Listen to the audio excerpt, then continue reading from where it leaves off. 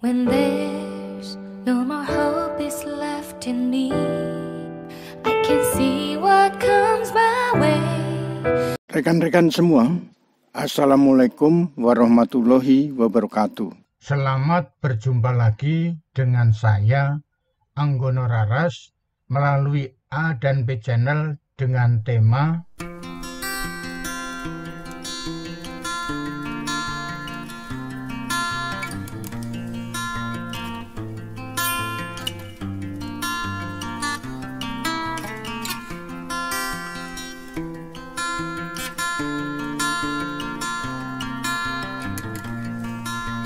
rekan-rekan semua. Orientasi pasar atau market orientation adalah suatu pandangan, perspektif atau budaya yang terlihat dari proses dan aktivitas perusahaan dalam menciptakan nilai tertinggi bagi kebutuhan dan keinginan pelanggan sebagai inti dari proses pemasaran, yaitu fokus pada kepuasan konsumen. Perusahaan yang berorientasi pasar merupakan perusahaan yang mampu mengembangkan dan memahami lebih baik mengenai apa yang dibutuhkan konsumen, sehingga dapat menciptakan customer value dan menciptakan strategi pasar dengan informasi kekuatan serta kelemahan pesaing. Orientasi pasar merupakan budaya organisasi yang dimana menempatkan prioritas tertinggi pada superior customer value. Orientasi pasar merupakan budaya bisnis di mana organisasi mempunyai komitmen untuk terus berkreasi dalam menciptakan nilai unggul. Rekan-rekan semua, fungsi orientasi pasar adalah mengarahkan perusahaan pada diferensiasi dan efisiensi produk berdasarkan permintaan pasar. Mengarahkan para manajer untuk membuat produk yang mampu merespon keinginan pasar, serta mengarahkan sistem organisasional ditentukan secara berjenjang. Sementara itu, manfaat dari orientasi pasar adalah membantu perusahaan dalam memproduksi produk atau jasa yang sesuai dengan yang dipersepsikan oleh pelanggan, serta mampu memproduksi secara lebih efisien dibandingkan para pesaing. Untuk menjelaskan perbedaan-perbedaan kinerja yang dicapai oleh perusahaan. Rekan-rekan semua, orientasi pasar terdiri dari 3 komponen perilaku, yaitu orientasi pelanggan, orientasi pesaing, dan koordinasi antar fungsional. Adapun penjelasan ketiga komponen orientasi pasar tersebut adalah seperti berikut ini. Orientasi pelanggan adalah pemahaman perusahaan terhadap target pembeli sehingga dapat menciptakan superior value kepada mereka secara terus-menerus. Orientasi pelanggan mengharuskan seorang penjual mampu memahami mata rantai nilai secara keseluruhan seorang pembeli.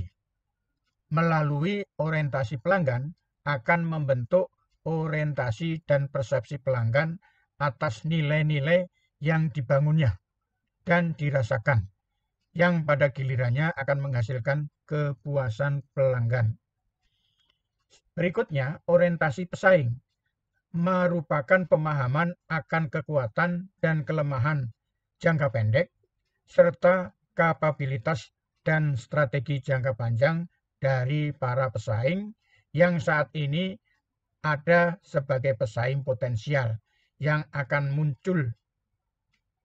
Orientasi pasar dapat dinyatakan melalui tingkat monitoring informasi dan menyebarluaskan informasi pada semua fungsi yang ada dalam organisasi, seperti divisi riset dan pengembangan produk, mendiskusikan dengan pimpinan perusahaan bagaimana kekuatan pesaing dan strategi yang mereka kembangkan saat ini atau strategi yang akan dikembangkan di masa depan.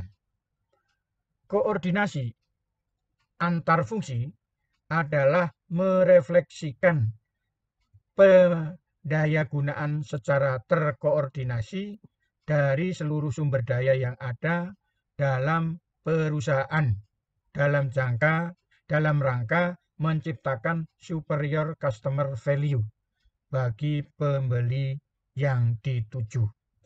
Untuk memberikan respon yang tepat kepada pelanggan, dibutuhkan adanya koordinasi pemanfaatan sumber daya dalam perusahaan antar berbagai departemen. Koordinasi dalam rangka integrasi sumber daya tersebut terkait erat dengan orientasi pelanggan dan pesaing. Rekan-rekan semua, terdapat 3 kekuatan fundamental yang mendorong tingkat bisnis mempunyai orientasi pasar yang baik.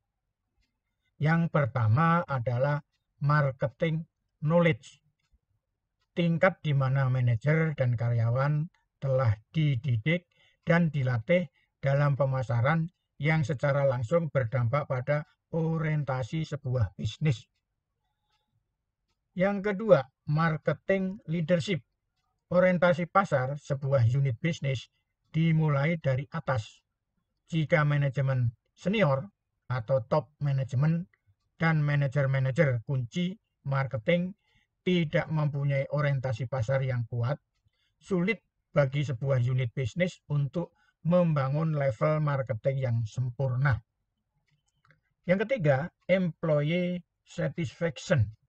Jika karyawan tidak bahagia dalam pekerjaan mereka dan tidak diinformasikan mengenai bagaimana mereka berdampak pada pelanggan, bisnis yang berorientasi pasar tidak akan tercapai seperti apa yang diinginkan oleh level manajemen.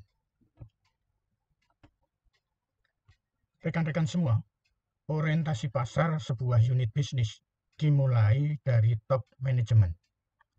Jika top manajemen dan manajer marketing tidak mempunyai orientasi pasar yang kuat, sulit bagi sebuah unit bisnis untuk membangun level marketing yang sempurna.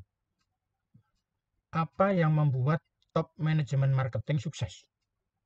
Studi kepemimpinan pemasaran terbesar sampai saat ini dilakukan oleh Institute Business School yang melibatkan 1.232 orang